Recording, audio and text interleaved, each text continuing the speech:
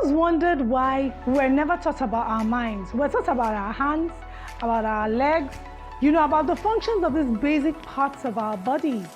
But I never remember being in a class where I was taught about my mind and how powerful, potent, and transformative my mind is. Anyways, that's what we're going to talk about today, mind power. Now, it's not enough for you to have goals. That's good. It's not enough for you to write down your goals. That's great as well. The third thing, which is the question everybody gets to ask, is how do I translate what is on paper? How do I make it my reality? What can I work with? What tools should I need to maybe get from the market? I could actually tell you, okay, so you need to go to this particular store somewhere down the road. And then you'd have this really big piece of equipment that you'd have to ship home and start to maybe put your ideas into it, right? But I'm not going to tell you that. I'm here to tell you that the tools that you have that will help you move from where you are to where you want to be, you already have access to, and that is your mind.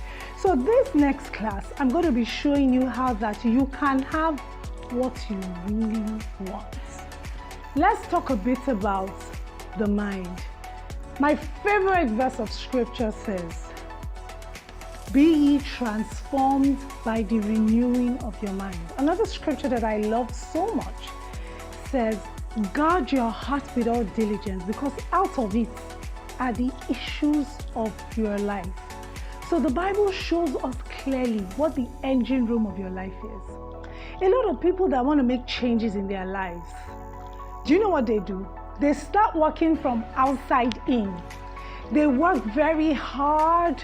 They go, they exert a lot of energy. They need to get the next job. They need to get the next promotion. None of all those things are wrong in themselves, but just the way you go about it. I'll give you the example of a man who's watching his life on a projector screen, right? So there's a machine that's projecting his life. And if you were the one, you're sitting down and you're looking at your life and you say, oh, this is not the life I want for myself. I want to make changes. You're not going to walk up to the screen and try to start changing what you see. It's going to be impossible. Why? Because the pictures were merely projected from a machine. So if you want to make changes to your life, you have to go back to the projector. You have to change the files. You have to put in a new type of files. You have to reinstall new files. So that's why you have people who are stuck in their past, stuck in the things that they don't have, in the places that they don't have access to, in the things that they don't do, and all they are able to keep reproducing is the same life. So you might find yourself going round and round in circles because your mind is projecting the same information. If you want to make a change to the overall picture of your mind, what do? You go back to the projector and you reinstall, you remove the old files, you delete the old files, and then you start to put in new files. You say, this is who I am now. This is my new life. This is what I'm going to achieve. This is who I'm going to be. This is what I'm going to have. Once you can insert them in that projector, you're going to have a new picture. And that's what it means. If you've ever heard anybody tell you, live from inside out. So a lot of people find themselves as victims because they are stuck with their environment, stuck with their limitations. There's a whole world inside you. There's a whole new life waiting for you to explore. But you must start to live that life from within by setting goals. Setting new goals, creating new pictures, having a new mindset. With your mind, you can transform your life. And when you do that, you find out the process of achieving your goals is much easier. It's a lot of hard mind work, but that's why we have this class in this first place, because I've got to be teaching you what to do. So now let me just quickly show you some of these tools and how they work. Remember, like I said, this is mind engineering. So you're going to be more deliberate and intentional about your mind, about the information that you're putting in, so that you can control the results that you're getting out. Isn't that amazing? The first tool that I'm going to talk about, all of this work with your mind. I'll talk about your brain. Do you know, you can actually Google it right now, that your brain cannot tell the difference between imagination and reality. And there's this short exercise that I like to do. And I say, close your eyes, imagine that you have a ripe lemon, you're holding it in your hand, you're pressing it, and it's just so ripe and juicy. And we all know how lemons taste, right? So think of that lemon, and as I'm talking to you now, I'm already salivating. Now imagine yourself taking a knife and cutting through the lemon and put it in your mouth and just chew it and swallow. Chew, suck, swallow. If you really do this exercise, something's going to happen to your mouth. You're actually going to start salivating. And the reason why this is happening is because your brain cannot tell the difference between the imaginary lemon and a real lemon. So when you imagine you're putting that lemon in your mouth, what's your brain going to be doing? It's going to send a message to your salivary glands and say, oh, there's a lemon in her mouth. And that's how you start to salivate. So can you imagine, after you've written down your goals, you're giving your brain this information and you're saying, this is who I am. So you're not writing your goals as someone who is going to achieve this, or going to have this amount of money, or going to this particular place, whatever that goal is. You're going to be writing your vision statements as someone who has achieved already this thing that you said you want to achieve. So I have it already. And when my brain receives that information, what happens is cognitive dissonance takes place, because I'm not there, but I claim that I'm there. You know what's going to happen? There is going to be a lot of attempts, especially using your unconscious mind, to get you to this place where you say you are going, even if you have not gotten there yet. So you see, your brain cannot tell the difference, and that's a tool you have. You're filling it with information and you're saying, this is who I am. And as far as this tool is concerned, this is who you have become. So that takes us now to the next part of your brain. There's actually a part of your brain that helps you focus and helps you achieve your goals. I'd like you to take your hand quickly and just put it behind your neck. At the base of your skull and at the top of your neck, there's a part of your brain there called the reticular activating system. Now, this part of your brain is responsible for focus. It helps you focus. Anytime you focus on something, it helps you find what you are looking for.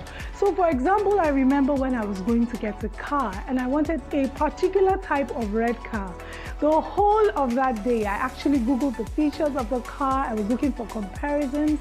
And when I was done, I stepped out of the gate and whoosh, whoosh, the car was everywhere. It wasn't as if, initially I felt like this car was a bit special because, I didn't get to see it everywhere. But after I did that intense study, I saw the car everywhere. What was happening? My reticular activating system was working to help me identify the car. This is it, this is it, this is what you're looking for.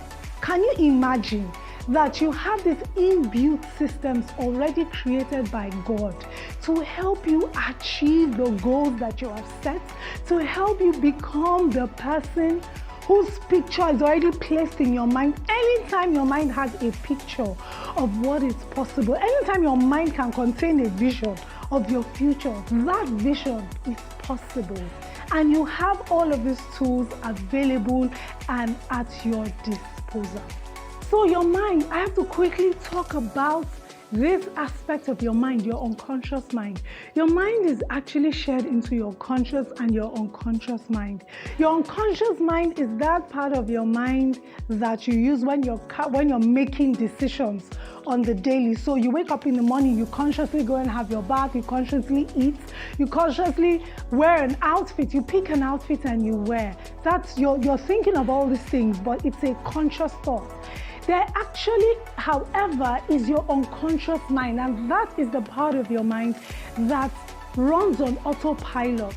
So for example, I remember when I was trying to drive a car, when I was learning how to drive, it was a conscious effort. I had to remember to brake, I had to remember to turn at every turning. But after a while, having driven, for so many years, you get to the point where you're just driving. You're not even really paying attention. You know the routes. You know how to get to work because you have done this so many times. And now that particular characteristics of your unconscious mind comes to play in goal setting. You know why?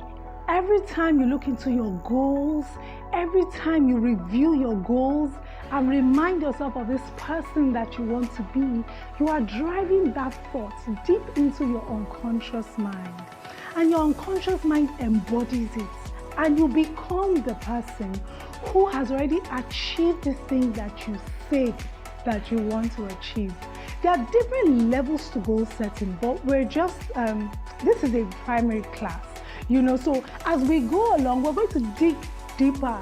We're going to delve in and pick out a lot of very precious gems that you can apply on your journey. So that's how your unconscious mind works. And that's why when you eat, you don't tell your body, this is where to store the fat, this is what you turn into carbohydrates. Your body already has a process working. So it's not your business how your goals, especially when you're dealing with your mind. Don't ask me and say, so do you mean, so if I give my mind information, how is it going to happen? How am I going to achieve it? What you're doing is you are handing over the information to your unconscious mind. Your reticular activating system kicks into place. You will find that everywhere you go, that thing that you've been looking for, that goal that you have set out, you're going to find the opportunities to achieve those goals. These are all tools that we have access to, and we're going to be talking about your unconscious mind much later. So that's basically how this works. Next, we're going to talk about action, because if you don't take action, nothing happens. But we're going to relate mind work to action. So these are some exercises that I'm going to leave with you. After you have written your goals, it's now your responsibility to go back and review your goals again and again and again and tell yourself that you have achieved these goals already. You know that your mind is like a garden. And really, what happens to a garden? A garden needs to be tilled. You need to plant seeds. You have to plant the seeds of what you want in that garden. And that's how your mind works. If you left the garden, weeds are going to grow anyway. So if you don't set goals for yourself, someone else is going to set goals for you. If you don't decide how your life is going to go, life is going to decide how you will go. So you had better, that's the best thing you could do for yourself. Rearrange your life, take back control, take charge of your life, and decide and determine that this is what my life is going to look like, this is who I'm going to be, and this is what I'm going to achieve. Do not live your life or your circumstances to happenstance. Do not wait for life to meet you. Get ready and decide that you're going to live your life from inside out. So you're writing your goals, you're reviewing your goals day in and day out, and I'll see you in the next class.